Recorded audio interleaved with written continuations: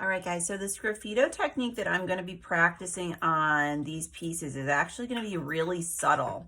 So I'm going to try to, get the camera as close as I can while I'm working and showing you my example here that what I'm trying to achieve is just scraping a little bit of that black underglaze off the surface of my piece inside some of those texture pockets so that what you see underneath is actually the color of the mahogany brown. It might be kind of hard to see in the camera here, but what I did was, place several layers of the mahogany brown and then just a little bit, one layer of the underglaze that is jet black over the top. And again, what I'm trying to do is scrape just enough away that what you're gonna see is just the black on the outside with a little bit of the mahogany brown. So it is gonna be kind of a rough looking texture. I wanted it to, take on the appearance of like a nutshell or some sort of seed pod.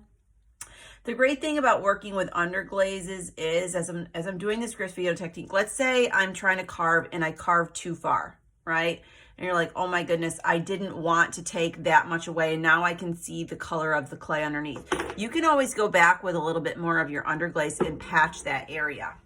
So remember guys, with Sgraffito, you're gonna use things like the ribbon tools, the dull pencils, things like that, and you're going to be pulling pigment off the surface to reveal what is underneath. That is Sgraffito.